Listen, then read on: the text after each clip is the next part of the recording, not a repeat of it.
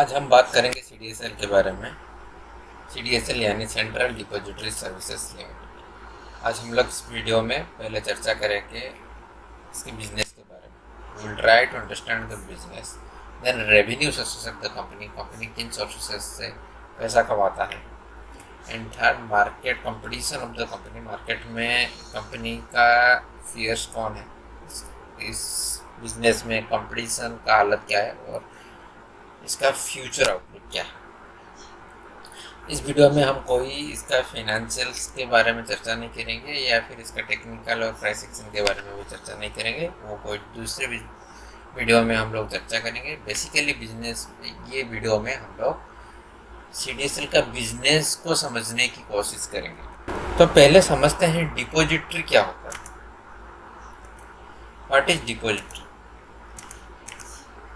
जैसे बैंक अपने कस्टमरों के लिए पैसा रखता है, वैसे ही डिपॉजिटरीज इन्वेस्टरों के लिए शेयर एंड सिक्योरिटीज रखता है, वो भी इलेक्ट्रॉनिक फॉर्म। इन फिनेंशियल टर्म इस इलेक्ट्रॉनिक फॉर्म को बोला जाता है डीमैटेरियलाइज्ड और डीमार्ट अकाउंट। और बैंक और डिपॉजिटरीज में और एक बड़ा डिफरेंस ये है कि बैंक में आप डायरेक्ट खाता खुलवा सकते हैं, लेकिन डिपॉजिटरीज में आप डायरेक्ट खाता नहीं खुलवा सकते। इसमें और एक इंटरमीडियरी का यहाँ पे ज़रूरत पड़ता है।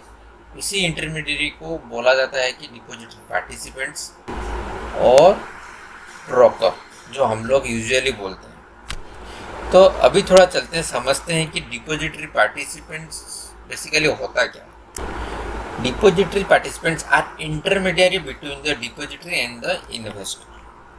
तो ये थोड़ा इसको ग्राफिकल तरीके में अगर मैं प्रेजेंट करूं तो चीज़ क्या हो गया,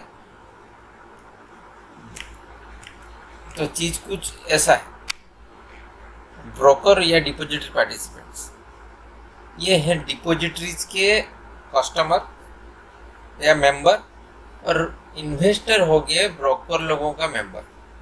तो हम लोग क्या जीरोधा, स्टॉक, शेरखान ऐसे जैसे ब्रोकर के पास खाता खुलते हैं, वैसे ही ब्रोकर लोग डिपॉजिटरी के पास मेंबर बनते हैं, जैसे एनएसडीएल हो गया या सीडीएसएल हो गया। Basically broker offers a platform for the transaction but securities held by the depository in DMart form. अब चलते हैं उसका रेवेन्यू सोर्सेस क्या होता है। पहला आता है annual ensure charges. It is kind of fixed revenue that company earn. इसको थोड़ा मैं ग्राफिकली प्रेजेंट करता हूँ। तो ये है, कंपनियां क्या करते हैं, अपना शेयर एंड सिक्योरिटीज को लेके डिपॉजिटरीज में डिपॉजिट करते हैं।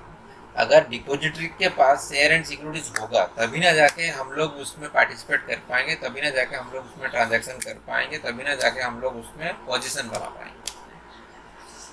तो इसके लिए डिपॉजिटरी के पास उस कंपनी का शेयर होना चाहिए। अगर, और जाहिर सा बात है, डिपॉजिटरी अगर कोई कंपनी का शेयर अपने पास रखता है, वो फ्री में तो नहीं रखेगा, उसके लिए कुछ चार्जेस वो कंपनियों से लेगा।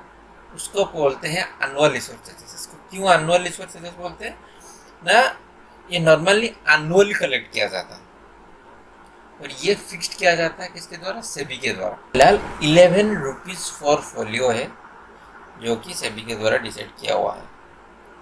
तो क्लियर हो गया। तो ये हो गया एक सोर्स। देन नेक्स्ट चलते हैं ट्रांजैक्शन चार्जेस।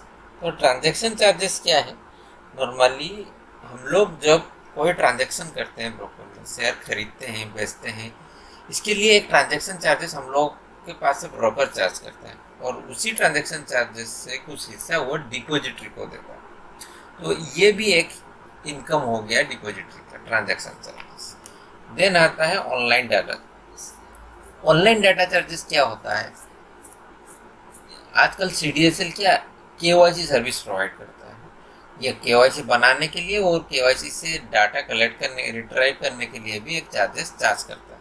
इसको ऑनलाइन डाटा चार्जेस बोला जाता है। और आईपीओ एंड कॉर्पोरेशन चार्जेस, ये क्या होता है, जब कभी भी कंपनी नया लिस्ट होता है, आईपीओ लाते हैं, तभी एक कंपनियों को एक चार्जेस देना पड़ता है डिपॉजिटरी को, जब पहली बार आते हैं। और बीच में भी जब भी कोई डिविडेंड आता है, कोई बोनस आता है, या फिर शेयर स्प्लिट होता है, तब भी कुछ चार्जेस कंपनियों को डिपॉजिटरी को देना पड़ता है।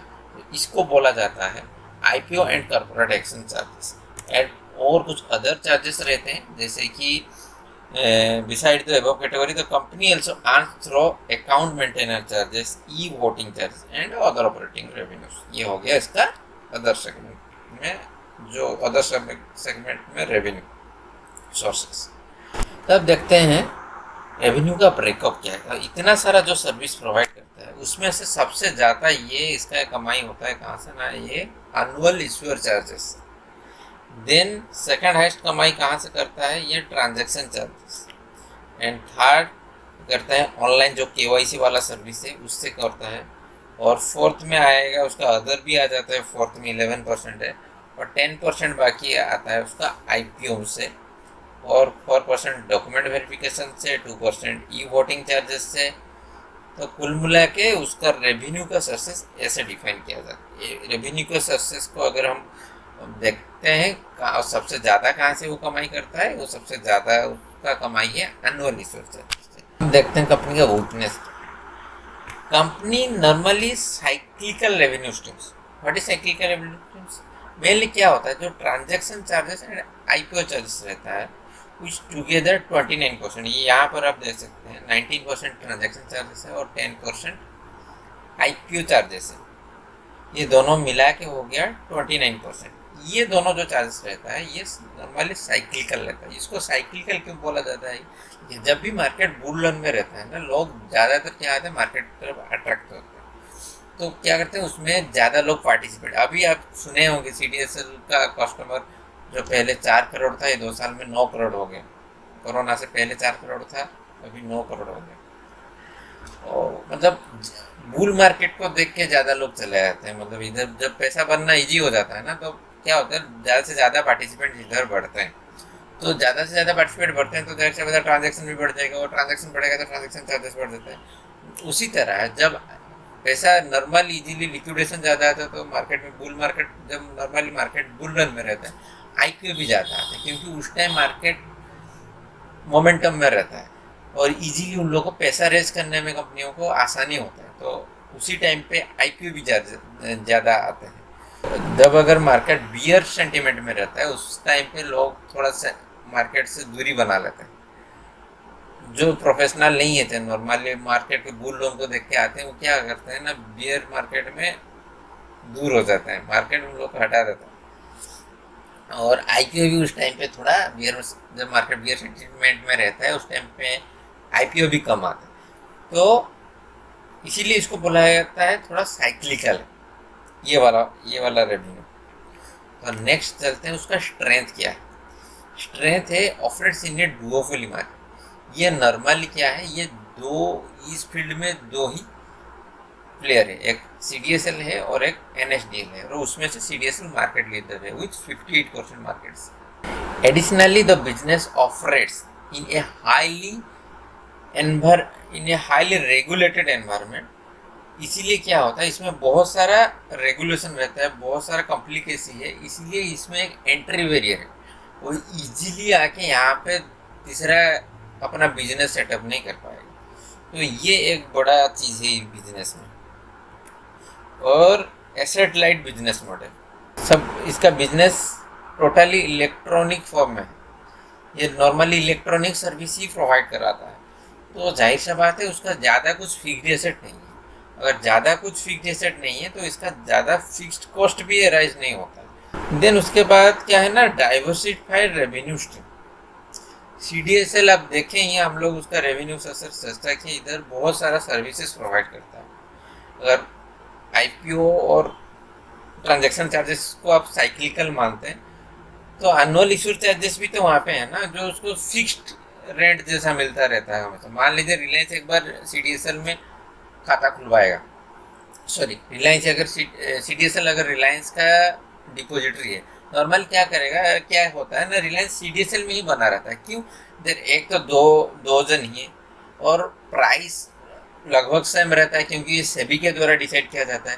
तो कोई फ़ायदा नहीं होता है CDSL से NSDL में जाए या NSDL से CDSL में आए, सर्विस चार्जेस तो सेम ही लगता है। और स्विचिंग ना एक बहुत सारा कॉम्प्लिकेसी रहता है। अगर रिलायंस CDSL को ड्रॉप करके NSDL में जाता है तो क्या होता है, उसमें बहुत सारा कॉम्प्लिकेसी है और कोई फायदा भी नहीं है। सर्विसेज दोनों का सेम है, चार्जेस दोनों का सेम है और स्विचिंग में कॉम्प्लिकेसी है, तो क्यों एक जन दूसरे के पास जाएगा? कोई एक्स्ट्रा बेनिफिट मिलता होगा तभी ना जाके जाएगा। तो नॉर्मली क्या है, इसलिए जो जिसके पास है उसके पास बना रहता है। तो ये क्या है, इसके लिए इसको ये एक तरह का फिक्स्ड इनकम हो गया उसको। एक बार वो डिपॉजिट में कोई कंपनी आ जाता है तो उससे ये एक फिक्स्ड रेंट हमेशा लेता रहता है। तो ये हो गया इसका वीकनेस और स्ट्रेंथ।